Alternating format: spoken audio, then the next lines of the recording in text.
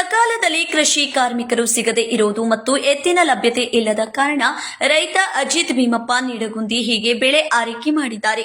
ಕಬ್ಬೂರು ಪಟ್ಟಣದಿಂದ 2 ಕಿಲೋಮೀಟರ್ ದೂರದಲ್ಲಿ 30 ಎಕರೆ ಭೂಮಿ ಅವರಿಗೆ ಇದ್ದು ವಿವಿಧ ಬೆಳೆಗಳನ್ನು ಬೆಳೆಯುತ್ತಾರೆ.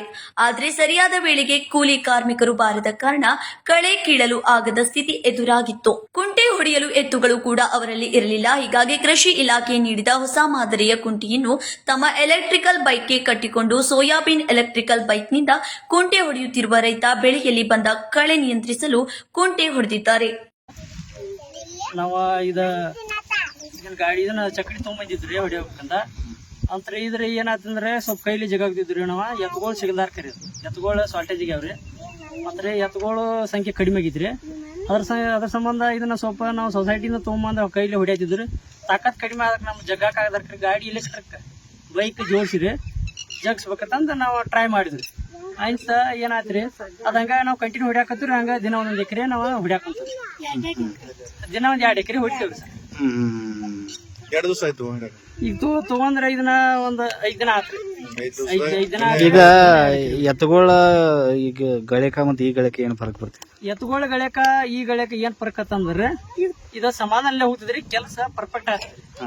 ಮತ್ತೆ ಆ ಎತ್ತುಗಳ್ ಏನಾಯ್ತ್ರಿ ಸ್ವಲ್ಪ ಅವ್ನು ನಿಲ್ಲಂಗಿಲ್ರಿ, ಈಗ ಜಾಸ್ತಿ ಕಂಟಿನ್ಯೂ ಹೋಗ್ತಾ ಇರೋದು. ಇದು ನಮ್ಮ ಎಲೆಕ್ಟ್ರಿಕ್ ಬೈಕ್ ಇಂದ ನಾವು ಯಾವಾಗ ನಿಲ್ಸಬಹುದು. ಹಿಂದ್ ಸ್ವಲ್ಪ ಉಳಿದ್ರು ಕಸ ಹಿಂದ್ ತಗೊಂಡ್ರೆ ರಿವರ್ಸ್ ಗೇರ್ ಇರ್ತದೆ. ಹಿಂದ್ ತಗೊಂಡ್ರೆ ನಾವು ಕಸ ಕ್ಲೀನ್ ಆಗಿ ಸ್ವಚ್ಛ ಮಾಡ್ಕೋಬಹುದು. ನಮ್ ದುಡ್ಡು ಉಳಿತೈತ್ರಿ, ನಮ್ಗ ಸ್ವಲ್ಪ ಸಮಯನೂ ಇದನ್ನ ಹಾಕೈತ್ರಿ. ಮತ್ತೆ ಲೇಬರ್ ಏನು 500-600 ರೂಪಾಯಿ ಪಗಾರ ಕೇಳ್ತಾರಲ್ಲ, ನಾವು ಇದನ್ನ ತಲೆ ಓಡಿಸಿ ಮಾಡಿದ್ರೆ ನಮ್ಗೆ ಸ್ವಲ್ಪ ಸಾರಿ ಹೆಲ್ಪ್ ಆಗಿತ್ತು. ನಮ್ಮ ಸರ್ ಅಜಿತ್ ನಿಡಗುಂದ್ರಿ. ಬೈಕ್ ಮೂಲಕ ಕುಂಟೆ ಹೊಡೆಯುತ್ತಿರುವ ರೈತ ಅಜಿತ್ ಅವರು ಬೈಕ್ ಚಾಲನೆ ಮಾಡಿದ್ದಾರೆ. ಇನ್ನೊಬ್ಬರು ಸೋಯಾಬೀನ್ ಸಾಲಿನ ನಡುವೆ ಕುಂಟೆ ಹೊಡೆದು ಸಾಗಿದ್ದಾರೆ. ಒಟ್ಟು 5 ಎಕರೆ ಸೋಯಾಬೀನ್ ಬೆಳೆ ಬೆಳೆದಿದ್ದು ಎಲೆಕ್ಟ್ರಿಕಲ್ ಬೈಕ್ ನೆರವಿನಿಂದಲೇ ಕುಂಟೆ ಹೊಡೆದಿದ್ದಾರೆ. ಒಂದು ದಿನಕ್ಕೆ ಸುಮಾರು 2 ಎಕರೆ ಪ್ರದೇಶದಲ್ಲಿ ಅವರು ಹೀಗೆ ಕುಂಟೆ ಹೊಡೆದು ಗಮನ ಸೆಳೆದಿದ್ದಾರೆ.